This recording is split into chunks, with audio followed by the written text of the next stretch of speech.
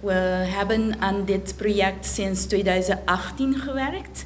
En eerst even langzamerhand de draagvlak zoeken. En daarna de startnotitie indienen. En nu is de wet eigenlijk al klaar om in het parlement te komen en verdedigd te worden. Want het is al geweest naar de Raad van Advies en terug. De vragen van de oppositie zijn al beantwoord.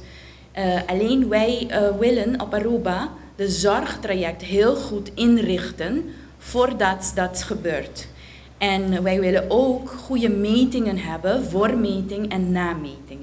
Vandaar dat we dit project heel goed hebben bedacht en samen met de professionals hebben wij dus bedacht hoe wij dat zouden willen. Wij willen eigenlijk voor ouders die gaan scheiden een hulp bieden aan de voorkant. Het bestaat nog niet op Aruba, dus triage aan de voorkant en doorverwijzing naar passend hulp, zowel voor de ouders als de kinderen. En hiervoor moeten we bedanken de minister van Justitie en Veiligheid in Nederland. En ik moet even spreken voor haar naam, mevrouw Dylan Yelzigos Sirius. Zij heeft dus mogelijk gemaakt dat wij zo ver konden komen, omdat wij subsidie hebben gekregen om 12 personen, professionals in het kind- en jeugdbeschermingsketen een opleiding te geven aan familiemediation. En ook hebben wij de KIES kunnen betalen en die hier 44 professionals in het onderwijs als KIES-coach komen trainen en ook KIES-mediators komen trainen. Mijn naam is Nelly Snels. Ik ben ontwikkelaar van KIES en KIES staat voor Kinderen in een Scheiding. Het is laagdrempelige hulp voor kinderen als hun ouders gaan scheiden, zowel als ouders bij een mediator komen om te gaan scheiden, op school als in jeugdhulpverlening. En in Nederland bestaat dit 20 jaar. In Nederland is deze hulp in alle provincies van Nederland beschikbaar. En vanuit 20 jaar ervaring willen we heel graag de ervaring die wij hebben opgedaan in Nederland delen met Aruba om te kijken hoe we van elkaar kunnen leren en met elkaar kunnen afstemmen om te kijken hoe we KIES hier in Nederland ook kunnen implementeren. En met heel veel plezier gaan we deze week 64 professionals trainen om landbreed, en daar is Aruba uniek in, om de zorgstructuur bij scheiding al aan het begin van scheiding te gaan waarborgen. En nou ja, chapeau Aruba zou ik zeggen. Dankjewel. Als ouders uit elkaar gaan, of ze nou formeel getrouwd waren of samenwonen, dus ze gaan scheiden, dan brengt dat eigenlijk een risico op problemen bij kinderen met zich mee, van alle leeftijden. En dat geldt eigenlijk wereldwijd.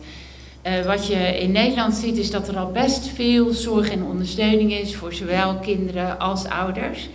En op Aruba blijft dat nog een beetje achter. En hetzelfde geldt voor de wetgeving die in 2009 in Nederland al is gewijzigd. Voortgezet ouderschap na scheiding, inclusief dan een verplicht ouderschapsplan. Het is heel mooi dat dit nu op Aruba ook wordt ingevoerd. Met de wijsheid, zeg maar, die is opgedaan in zeg maar, onderzoek in Nederland. Want Michelle Laclé die heeft heel goed gekeken van wat is daar nou in Nederland gebeurd. Wat we onder andere zagen is dat die wetgeving niet zozeer zorgde voor meteen verbetering van de situatie. Het was integendeel, sommige gezinnen verslechterden eigenlijk. En dat kwam omdat er rondom die veranderde wetgeving eigenlijk geen zorg of ondersteuning was voor kinderen en ouders. En dat wil zij beter doen op Aruba. En het is heel mooi dat wij daar met z'n allen aan mee mogen werken. We zijn begonnen met eigenlijk basisvaardigheden mediation. In Nederland heb ik een mediation- en scheidingspraktijk. Dus ik kom heel veel mensen tegen die gaan scheiden en ook kinderen.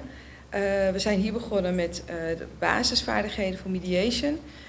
Aan 12 professionals, uiteindelijk zijn het er 13 geworden die dus basisvaardigheden hebben aangeleerd en uiteindelijk familiemediation ook hebben gedaan.